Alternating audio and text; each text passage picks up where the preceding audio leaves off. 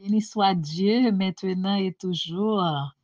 Frères et sœurs, collègues de la grande famille ECAL, nous sommes Coup d'œil, la rubrique Coup d'œil est rendue à la 47e édition.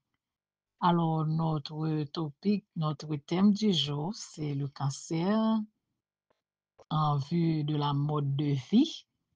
Et nous allons regarder qui ça surpoids et obésité gagne avec cancer. Donc, en salutation cordiale à vous tous, toutes.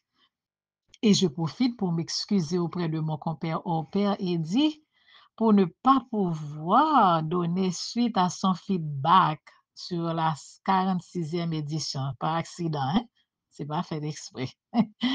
Merci pour tes commentaires, mon compère, et nous réfléchissons sur ta question concernant quelle maladie cancéreuse qui est le plus facile à attraper pendant la causerie du jour.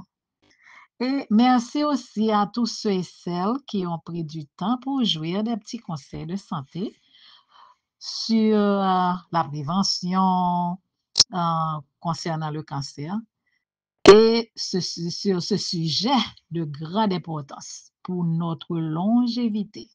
Et merci pour les feedbacks qui me vont droit au cœur.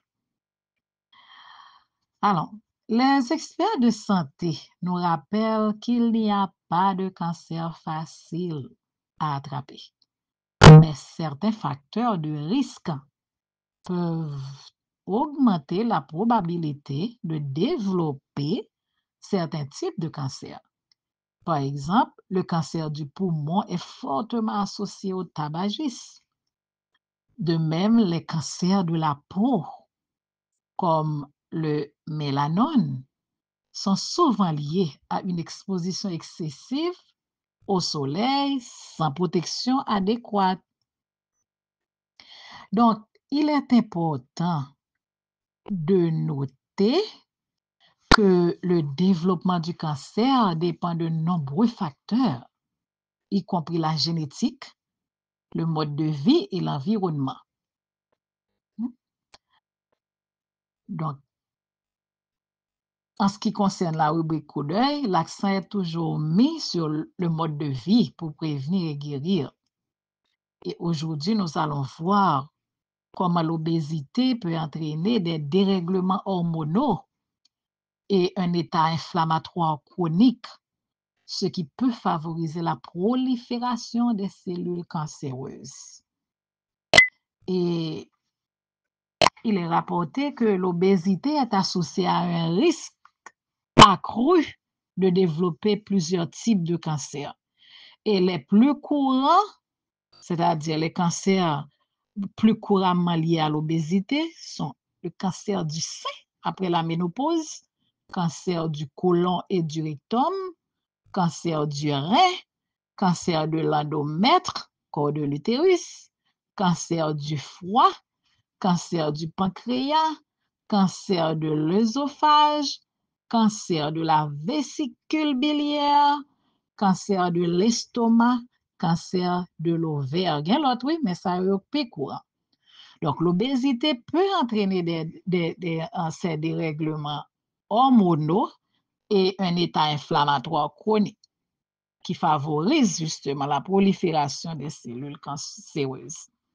Donc, perdre du poids de manière saine implique de combiner une alimentation équilibrée avec une activité physique régulière.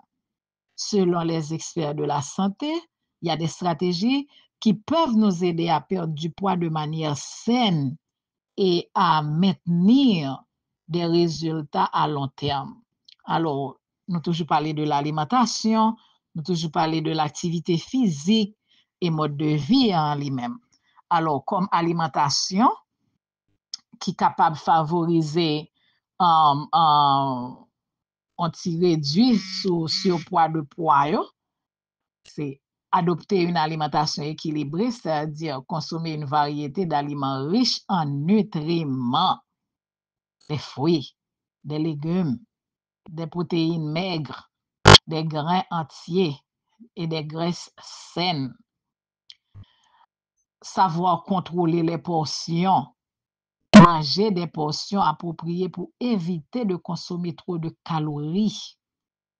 Éviter les aliments transformés. Limiter la consommation d'aliments riches en sucre ajouté, en graisse saturée et en sel. Hydratez-vous. Buvez suffisamment d'eau tout au long de la journée pour rester hydraté et ça aide aussi à la digestion. Comme activité physique, il est recommandé d'exercer, il nous est recommandé d'exercice modéré par semaine, 150 minutes par là, de marche rapide, vélo ou bien natation. Et puis, on peut renforcer aussi les muscles pour augmenter et améliorer le métabolisme des exercices de renforcement musculaire. En tant que, pour le mode de vie, il faudrait qu'on fixe des objectifs réalistes, qu'on se fixe des objectifs réalistes. Pour viser une perte de poids progressive, par exemple, on est capable de viser perdre 1,5 à 1 kg comme ça par semaine. Et puis, on est capable de suivre progrès, tenir un journal alimentaire et d'exercice pour suivre vos habitudes et ajuster vos plans si nécessaire. Dormez suffisamment. Un bon sommeil est essentiel pour la gestion du poids et la santé.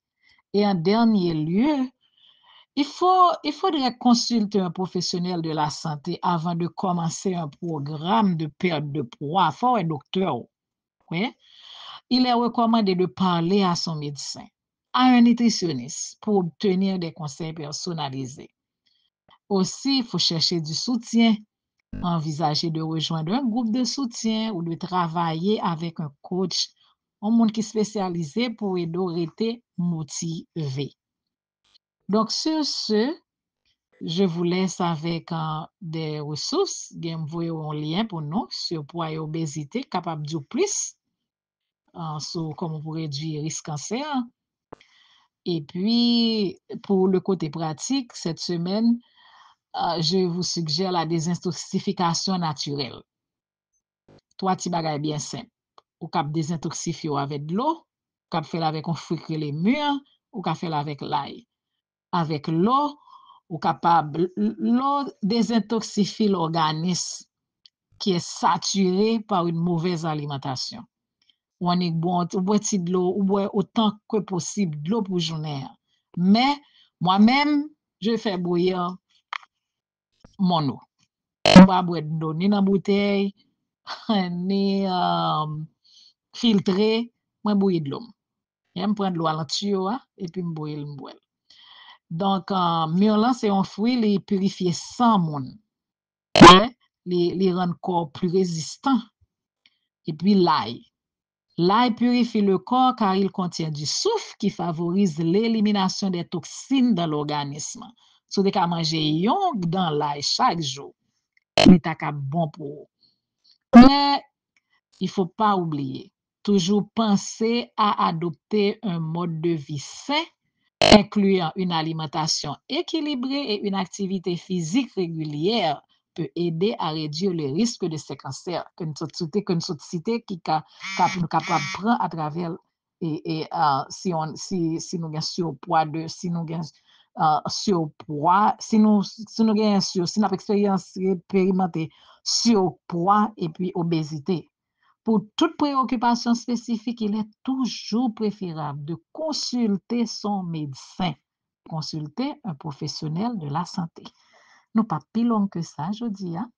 Et nous disons merci pour écouter. Quand on nous dit, pas gagné et qu'à l'apprendre ces professionnels, et rubrique là, apprendre professionnel que nous y est, juste mettons un petit accent pour faire songer à tête pas. Et puis, à environnement.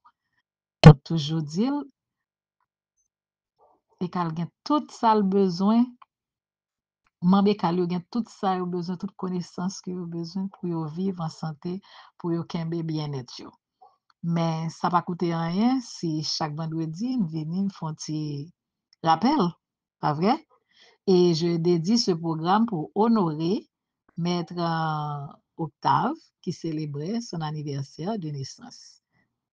Et moi, dire merci et moi féliciter pour toutes les belles lectures que lui fait pour nous, qui ont ti jan agrémenté site là, qui mettait nous, qui fait le pas, qui pote touche palto pour encourager monde rester sur site là.